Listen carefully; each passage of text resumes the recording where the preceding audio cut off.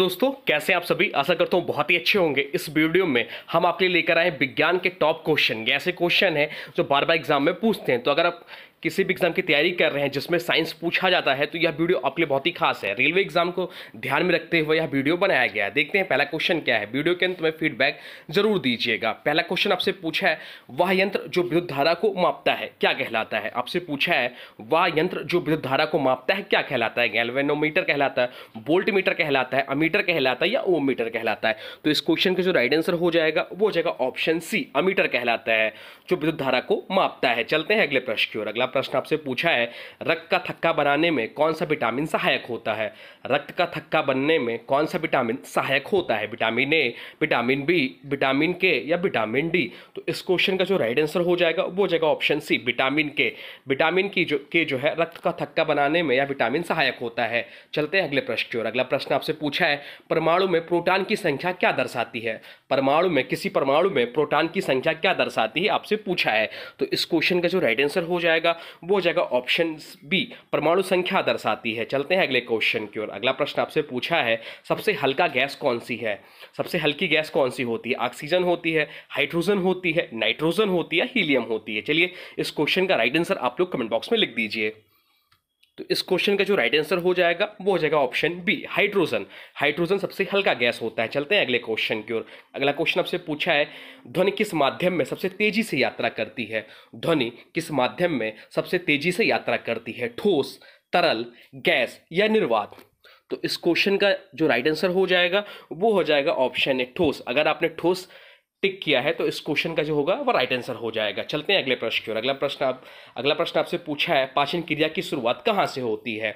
पाचन क्रिया की शुरुआत कहाँ से होती है। बहुत ही सरल क्वेश्चन है और बहुत लोग इसको गलत करके आते हैं। तो पाचन क्रिया की शुरुआत कहाँ होती है ये आपसे पूछा है, आमाशय में, ग्रास नली से, मुख से या यकृत से। तो इस क्वेश्चन का जो राइट आंसर हो जाएगा वो हो जाएगा ऑप्शन सी, मुख। अगर आप लोग मुख जानते थे तो आपका क्वेश्चन राइट आंसर हो जाएगा। चलते हैं अगले प्रश्न की ओर। अगला प्रश्न आपसे पूछा है, वह तत्व जो द्रव अवस्था में पाया जाता है क्या कहलाता है।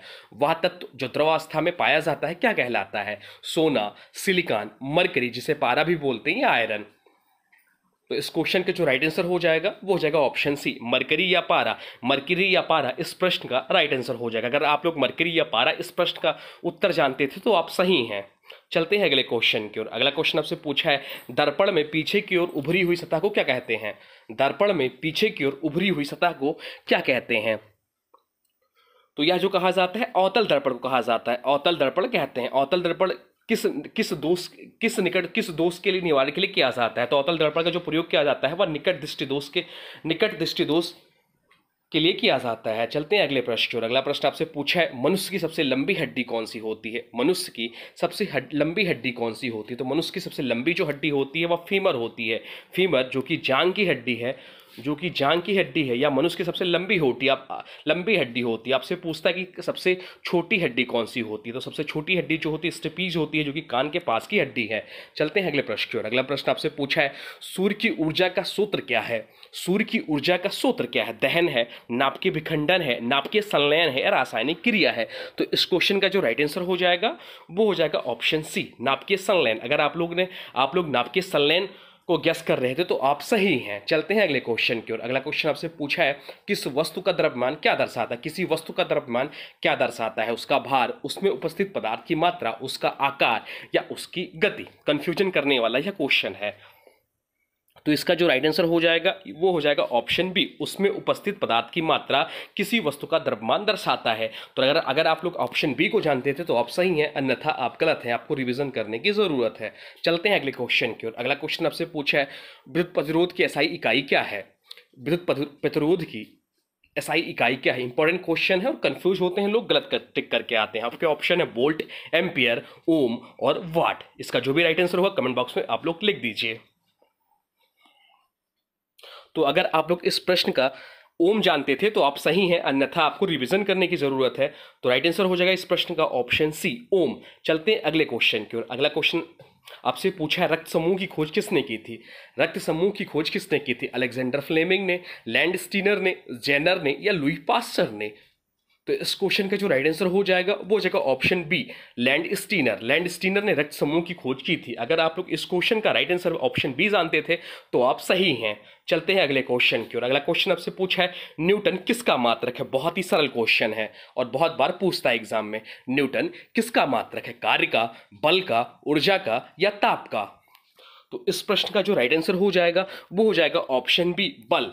अगर आप लोग ने बल को गेस किया था तो आप लोग सही हैं, अन्यथा आपको ध्यान देने की जरूरत है। चलते हैं अगले प्रश्न की ओर। अगला प्रश्न आपसे पूछा है पृथ्वी की ऊपरी परत क्या कहलाती है।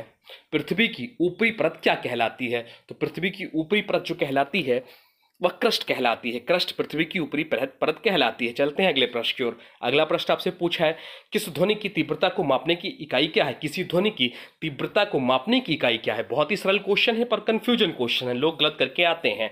इसका राइट आंसर आप लोग कमेंट बॉक्स में बताइए। अगर आप लोग ऑप्शन बी डेसिबल को टिक कर रहे हैं तो आप सही हैं, अन्यथा आप गलत हैं। तो इस क्वेश्चन का राइट आंसर हो जाएगा ऑप्शन बी, डेसिबल। चलते हैं अगले प्रश्न की ओर। अगला प्रश्न आपसे पूछा है जल का घनत्व अधिकतम होता है। जल का घनत्व अधिकतम क्या होता है आपसे पूछा है।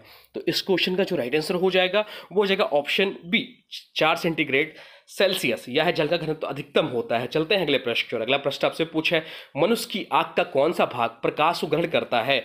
मनुष्य की आंख का कौन सा भाग प्रकाश को ग्रहण करता है। तो इस क्वेश्चन का जो राइट आंसर हो जाएगा वो हो जाएगा ऑप्शन बी, रेटिना। रेटिना ग्रहण करता है। चलते हैं अगले प्रश्न की ओर। अगला प्रश्न आपसे पूछा है लिटमस किसके लिए परीक्षण करता है। लिटमस का प्रयोग हम लोग किस लिए करते हैं ये आपसे पूछा है। तो लिटमस का जो प्रयोग करते हैं वह अम्ल और क्षार क्या है इसके जानने के लिए हम लोग लिटमस का प्रयोग करते हैं। तो लिटमस का परीक्षण जो करते हैं अम्ल और क्षार के लिए करते हैं। इस क्वेश्चन का राइट आंसर हो जाएगा। चलते हैं अगले क्वेश्चन की ओर, देखते हैं अगला क्वेश्चन क्या पूछा है आपसे। अगला क्वेश्चन आपसे पूछा है सबसे अधिक ऊर्जा किससे मिलती है। सबसे अधिक ऊर्जा किससे मिलती है। प्रोटीन से मिलती है, कार्बोहाइड्रेट से मिलती है, वसा से मिलती है, विटामिन से मिलती है। सरल क्वेश्चन है पर कंफ्यूजन वाला क्वेश्चन है। आप लोग राइट आंसर बताइए। तो अगर आप लोग ऑप्शन सी को गेस कर रहे हैं तो आप लोग सही हैं, अन्यथा आप गलत हैं। तो राइट आंसर हो जाएगा ऑप्शन सी, वसा। चलते हैं अगले प्रश्न की ओर। अगला प्रश्न आपसे पूछा है डायनमो का कार्य क्या होता है। डायनमो का कार्य क्या होता है, जानने लायक प्रश्न है, इंपॉर्टेंट प्रश्न है। तो डायनमो का कार्य क्या है आपसे पूछा है। तो डायनमो का जो कार्य है वो है यांत्रिक ऊर्जा से विद्युत ऊर्जा बनाना। तो इस क्वेश्चन का राइट आंसर हो जाएगा ऑप्शन सी, यांत्रिक ऊर्जा से विद्युत बनना। चलते हैं अगले प्रश्न की ओर। अगला प्रश्न आपसे पूछा है प्रकाश का वेग अधिकतम किस माध्यम में होता है। बहुत ही बार यह क्वेश्चन एनटीपीसी और ग्रुप डी में पूछा है। तो इसका राइट आंसर आप लोग कमेंट बॉक्स में बताइए। प्रकाश का वेग अधिकतम किस माध्यम में होता है, जल में, कांच में, निर्वात में या वायु में। तो इस क्वेश्चन का जो राइट आंसर हो जाएगा वो हो जाएगा ऑप्शन सी, निर्वात। अगर आप लोग निर्वात गेस कर रहे थे तो आप लोग निर्वात को जान रहे थे तो आप सही हैं, नहीं तो आपको ध्यान देने की जरूरत है। चलते हैं अगले प्रश्न की ओर। अगला प्रश्न आपसे पूछा है डीएनए का दोहरा कुंडल किस प्रकार के बंध से जुड़ा होता है। डीएनए का दोहरा कुंडल किस प्रकार के बंध से जुड़ा होता है, इंपॉर्टेंट क्वेश्चन है। तो इसका जो राइट आंसर हो जाएगा वो हो जाएगा ऑप्शन बी, हाइड्रोजन बांड से जुड़ा होता है। चलते हैं अगले प्रश्न की ओर। अगला प्रश्न आपसे पूछा है हेपेटाइटिस मुख्य रूप से किस अंग को प्रभावित करता है। हेपेटाइटिस रोग जो होता है वह मुख्य रूप से किस अंग को प्रभावित करता है, हृदय को, मस्तिष्क को, यकृत को, गुर्दा को। ऐसे जो क्वेश्चन है ध्यान देने योग्य क्वेश्चन है। जल्दी जल्दी में हम ऐसे क्वेश्चन को गलत करके आते हैं। तो इस क्वेश्चन का जो राइट आंसर हो जाएगा वो हो जाएगा ऑप्शन सी, यकृत। यकृत इस क्वेश्चन का राइट आंसर हो जाएगा। चलते हैं अगले प्रश्न की ओर। अगला प्रश्न आपसे पूछा है कोशिका के किस भाग को शक्ति केंद्र कहा जाता है। कोशिका के किस भाग को शक्ति केंद्र कहा जाता है, न्यूक्लियस को, माइक्रोकांड्रिया को, सेंट्रोसोम को या राइबोसोम को। तो माइक्रोकांड्रिया को शक्ति केंद्र कहा जाता है कोशिका का। आपसे राइबोसोम यहाँ दिया है तो राइबोसोम की संख्या क्या होती है आप लोग कमेंट बॉक्स में बताइएगा। अगला क्वेश्चन आपसे पूछा है रेडियोधर्मी तत्व यूरेनियम का प्रमुख समस्थानिक कौन सा है। रेडियोधर्मी तत्व यूरेनियम का प्रमुख समस्थानिक कौन सा है। इस क्वेश्चन का जो राइट आंसर हो जाएगा वो हो जाएगा ऑप्शन है यूरेनियम 235। रेडियोधर्मी तत्व यूरेनियम का प्रमुख समस्थानिक है। चलते हैं अगले प्रश्न की। अगला प्रश्न आपसे पूछा है मस्तिष्क की सबसे बाहरी परत को क्या कहा जाता है। मस्तिष्क की सबसे बाहरी परत को क्या कहा जाता है। तो जो कहा जाता है वह ड्यूरामीटर कहा जाता है। राइट आंसर हो जाएगा ऑप्शन बी। चलते हैं अगले प्रश्न की ओर। अगले प्रश्न आपसे पूछा है प्रकाश के प्रकीर्णन के कारण आकाश का रंग कैसा दिखता है। आपसे पूछता है कि आकाश का रंग हमें नीला क्यों दिखता है। ऐसा क्वेश्चन बहुत बार पूछता है। तो आपसे वही पूछा प्रकाश के प्रकीर्णन के कारण। तो आकाश का जो नीला रंग दिखाई देना होता है वो प्रकाश के प्रकीर्णन के कारण होता है। तो आपसे पूछा इस क्वेश्चन में प्रकाश के प्रकीर्णन के कारण आकाश का रंग कैसा दिखता है। तो सिंपल सी बात है ऑप्शन बी इस क्वेश्चन का राइट आंसर हो जाएगा, नीला। चलते हैं अगले क्वेश्चन की ओर। अगला क्वेश्चन आपसे पूछा है जड़ में पत्तियों तक जल किसके द्वारा पहुंचता है? जड़ से पत्तियों तक का जल किसके द्वारा पहुंचता है? आपसे पूछा है पेड़ पौधों में जो होता है जल का परिवहन किसके द्वारा होता है, ये आपसे पूछा है। फ्लोएम के द्वारा, जाइलम के द्वारा, स्टोमाटा के द्वारा या कणिका के द्वारा? तो इस क्वेश्चन का जो राइट आंसर हो जाएगा वो हो जाएगा ऑप्शन बी, जाइलम। जाइलम जो है वह पेड़ पौधों में जल का परिवहन करता है। चलते हैं अगले क्वेश्चन की ओर। अगला क्वेश्चन आपसे पूछा है सुपर कंडक्टर की विशेषता क्या है? सुपर कंडक्टर की विशेषता क्या है? तो सुपर कंडक्टर की विशेषता क्या है आपसे पूछा है। या उच्च ताप पर प्रवाह करता है, शून्य प्रतिरोध है, उच्च दाब पर क्या करता है, विद्युत अवरोधक है। तो इस क्वेश्चन का राइट आंसर हो जाएगा ऑप्शन बी, शून्य प्रतिरोध सुपर कंडक्टर की विशेषता है। तो ये थे टॉप 30 साइंस के क्वेश्चन। अब आज की वीडियो से क्वेश्चन है, इसका राइट आंसर आप लोग को कमेंट बॉक्स में बताना है। आज की वीडियो से क्वेश्चन है विद्युत प्रतिरोध की एसआई इकाई क्या है? विद्युत प्रतिरोध की एसआई इकाई क्या है? इसका जो भी राइट आंसर होगा कमेंट बॉक्स में जरूर बताइएगा। साथ में वीडियो कैसा लगा इसके बारे में भी जरूर बताइए। कोई सुझाव हो तो वह भी कमेंट बॉक्स में लिख दीजिएगा। और हाँ देखिए, अभी तक आपने वीडियो को लाइक नहीं किया तो प्लीज़ वीडियो को लाइक कर दीजिए। चैनल पे नए हैं, चैनल को सब्सक्राइब भी कर लीजिए। वीडियो को स्टडी ग्रुप में शेयर भी कर दीजिए। चलिए मिलते हैं नए वीडियो में, तब तक के लिए thanks for watching railway exam target. For more update please subscribe railway exam target. तो प्लीज़ वीडियो को शेयर जरूर करिएगा। Thanks for watching.